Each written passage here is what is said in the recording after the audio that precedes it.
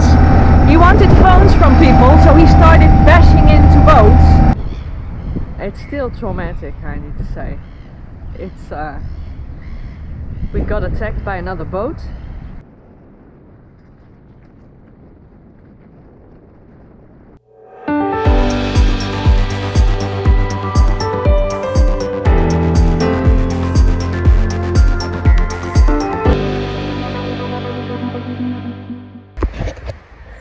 Merry Christmas! I'm having a shower, washing my hair with sweet water and newly bought coconut shampoo. And I am also doing the laundry and getting some fresh water for in the boat. So totally happy at Christmas Day. Alright, this is what happens when one of us leaves the valves open from the toilet.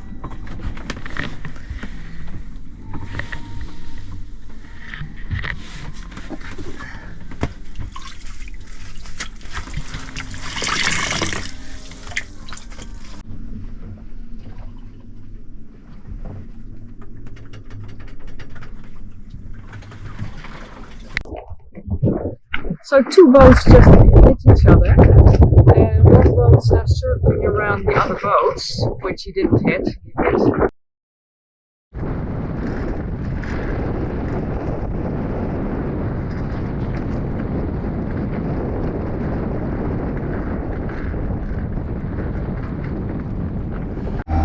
At the moment we're on a crazy escape. There was this guy on the anchorage Oneroa beach. He apparently took drugs or something else. He wanted phones from people, so he started bashing into boats. The first boat he bashed into, I thought that they were like dragging anchor. Then this guy next to me with the pogo, he came and said that he wanted a phone. And then he came to our boat and wanted to crash into it, so he ran to us midship. I could barely take his anchor off my railing. Whilst Sam was hoisting our anchor to get away. But since we only have 2.5–3 knots of engine speed, it was very difficult. So the first thing we did was hoist the mainsail and then also the jib. We called, of course, Coast Guard, police and everything, 111. Finally the police came. They're currently with the guy in the other boat that he just rammed, and Sam actually gave him his phone because we had no other option. Either he was crashing our boat and demolishing it totally, or giving our phone. Then Sam gave him his phone, but he has such a complicated unlock number. He had to spell it all the way through and everything, and the guy got crazy. He said, "Don't tell me what to do. You need to get in the dinghy and get to their boat right now." And I was saying to Sam, no way you're gonna get in that dinghy. So we're gonna pull the anchor up, sail away from this, and now the police is there. We have done everything possible, and now we're trying to relax in it a little bit, going to safe harbor. Yeah, we're utterly, I don't know what to say. That.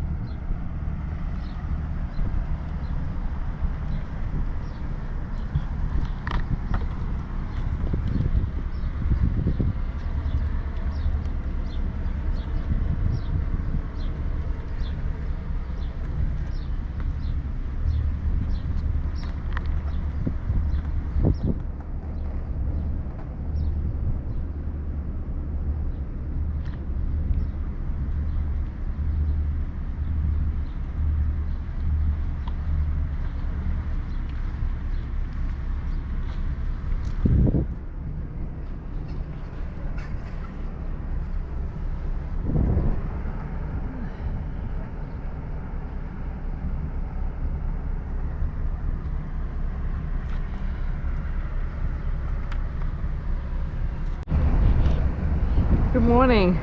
Well, it's a miracle that we survived yesterday, and that our boat survived yesterday.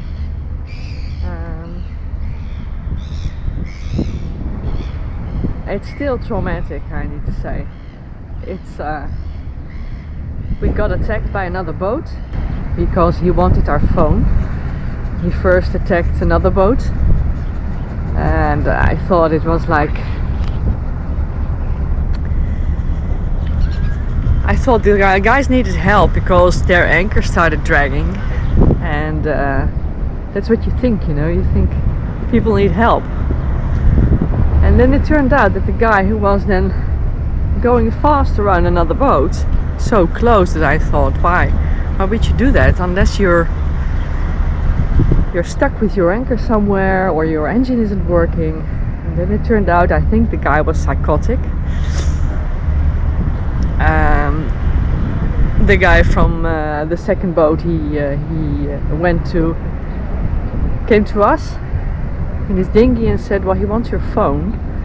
So I'm in my dinghy, and before I knew it, the guy started attacking us. So we were there like for, I would say in total it took 4 hours to get us away from there and to get us safely back here in Buckland Beach. But maybe an hour and a half or something. And we were in the midst of something else because my son Sam, he had left the seacocks open from the toilet, so the toilet flooded like 6 liters or 10 liters in the boat. So we were cleaning out that,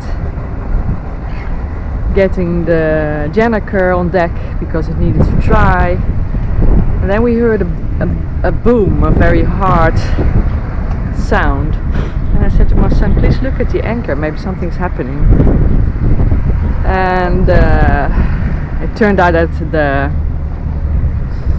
we had a little rope to attach to the anchor. That the rope, well, didn't break, but the knot came loose.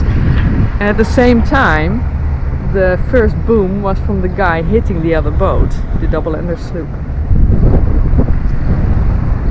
So Sam and I have been working for hours to be safe, actually, and in the mess that we were in, like I was doing the floorboards open and cleaning it with a sponge.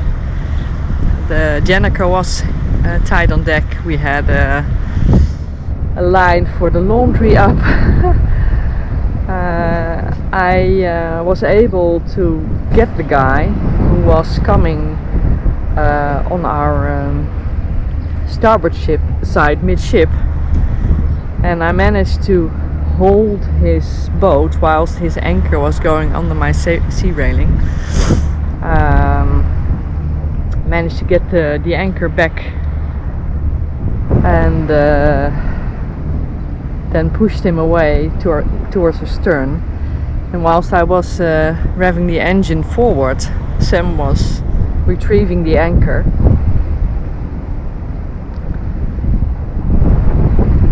And well, the guy kept shouting at us we needed to give him his phone, and he came for our stern, and my boat isn't that quick, so I was like lost. I was panicking a little bit, trying to shout, cry at him. Then my son said, no, you get inside. And he kept talking with the guy, and I finally said to Sam, you need to give him your phone, which he did.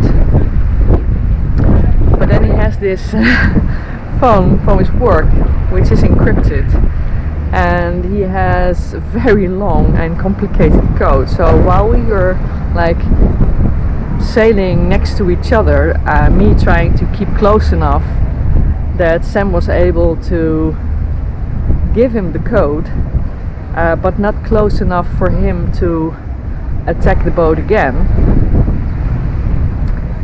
And it didn't work because the code was very long, so he was like talking in Lima, Oscar, Victor, Echo, you know, like Love Works, but then his code. And that was completed. So I just hear guys screaming, and it gives me goosebumps because it sounded just like the other guy screaming, you're not gonna tell me what to do, because I tried to tell him something and tried to say, well, I'm not gonna give you the phone. So finally we gave him the phone, and the code, and it didn't work, and the guy got suspicious because he thought we were fooling him. And then he started raving again and said, you need to come in my dinghy right now. And I said to Sam, well, one thing, you're not going to go in that guy's dinghy and in that guy's boat. Not in a million years. So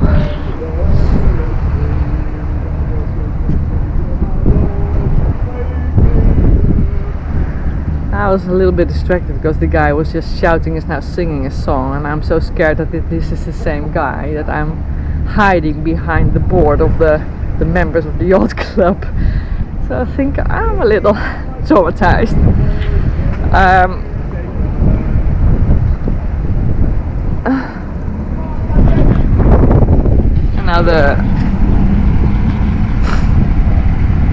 Now the ferry is coming for him, and so he's singing, and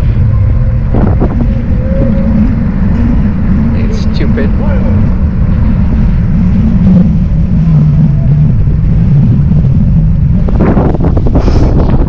Anyways, distracted. So the code didn't work. Sam wasn't allowed to go on the boat, and of course he didn't want to.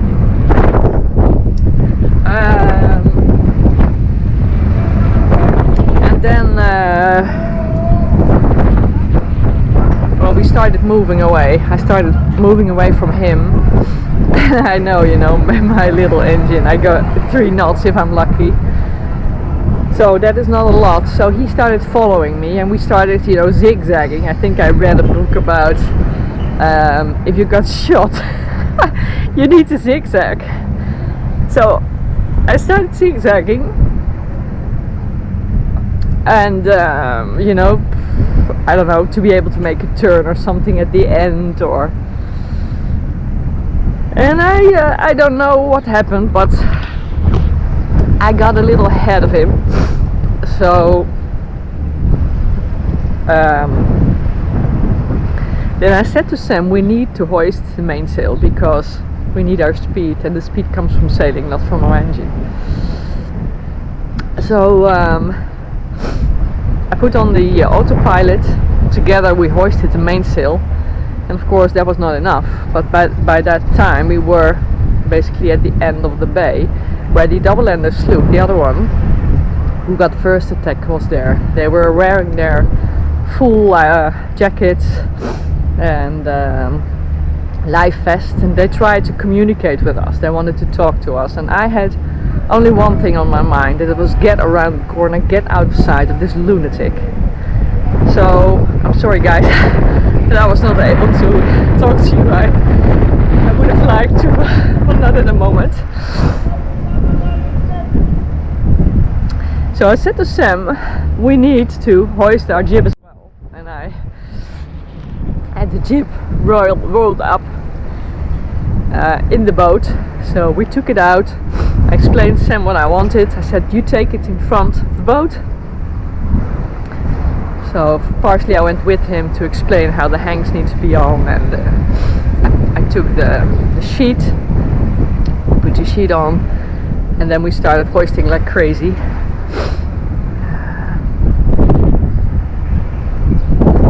And by that time the anchor was like in the cockpit.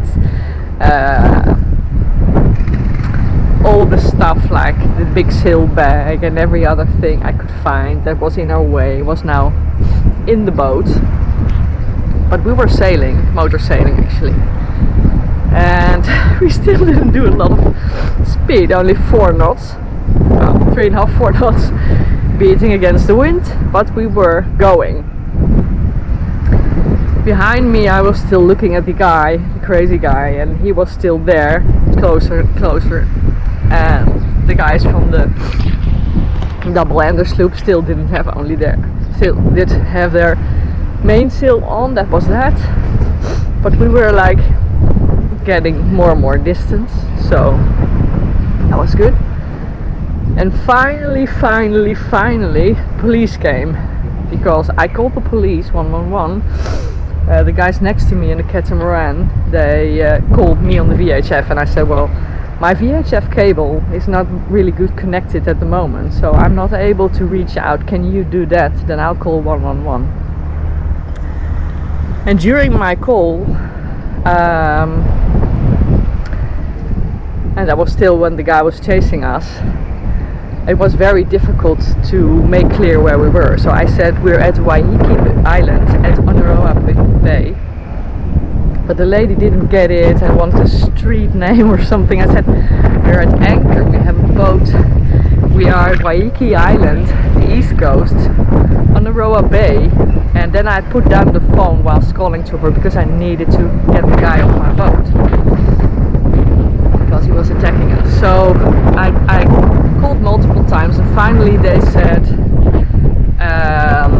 we have multiple calls already, we understand the situation, help is on its way. And then I let it go.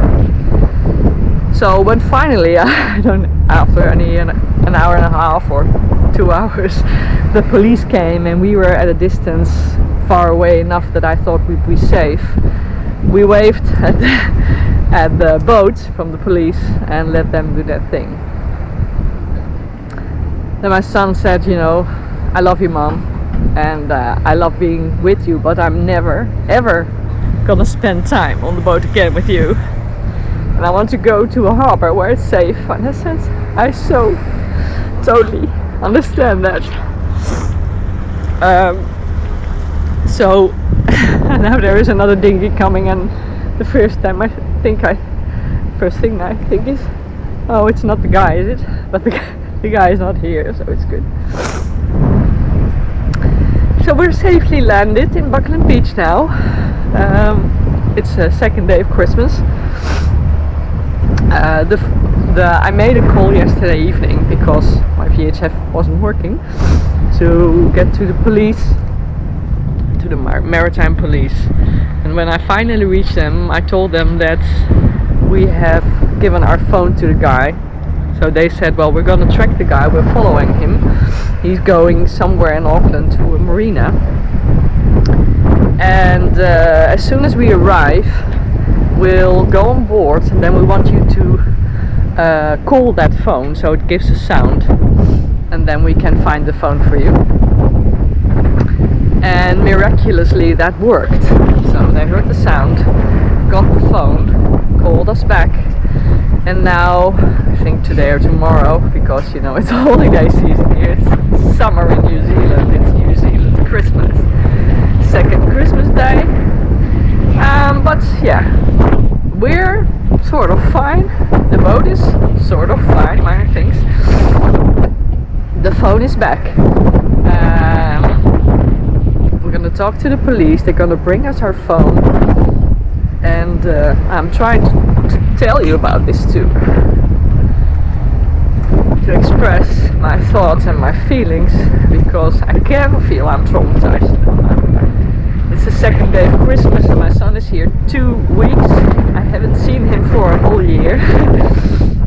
And instead of being on a beautiful island in the sun, swimming and sitting on the beach, we're back in Auckland again.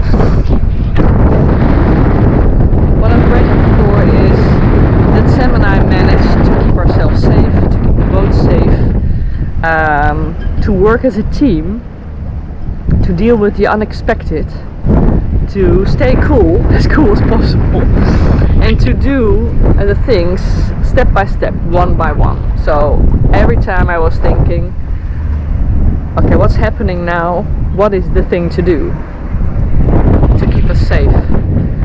And that was holding his boat from our boat to prevent it from being wrecked. That was to give the phone to the guy finally, because it was our only way out of being crashed. That was to hoist the sails, to get rid of all the materials,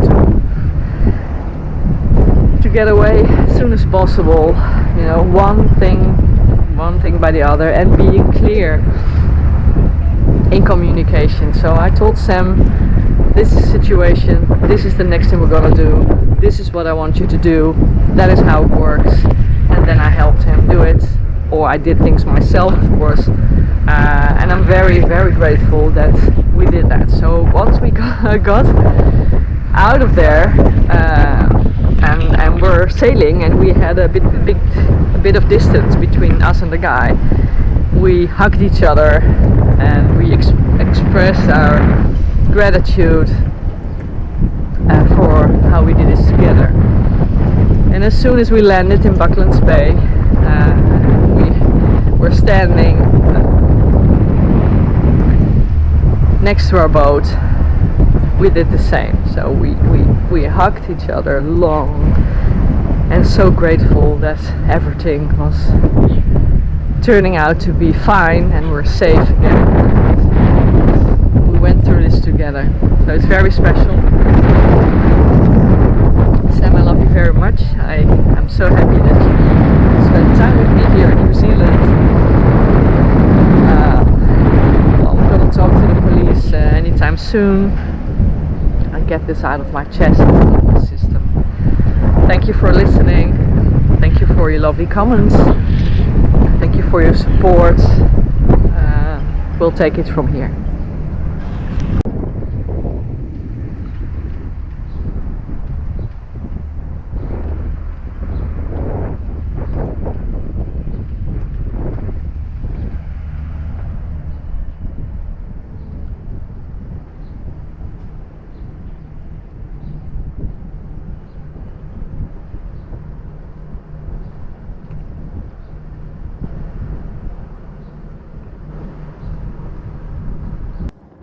This is the 5-second one. May want a typed copy signed at a later stage, but we'll cross that bridge. That's good. Yeah. That's good. All right. Thank you so much. Okay. Cheers, guys. Okay. Good. Thank you. Oh, I'll good. pop and see you when we're out here. Yes. Okay. Yes. Take care. Take care. See you. Bye. Bye. Bye.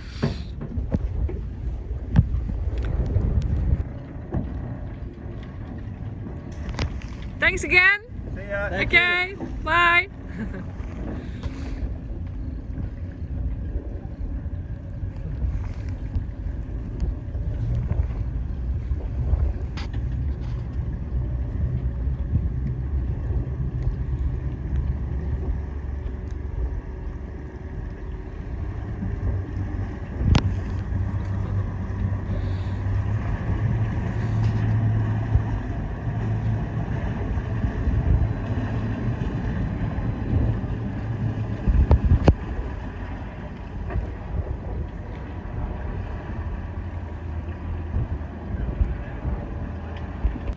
Thank you so much for watching this video.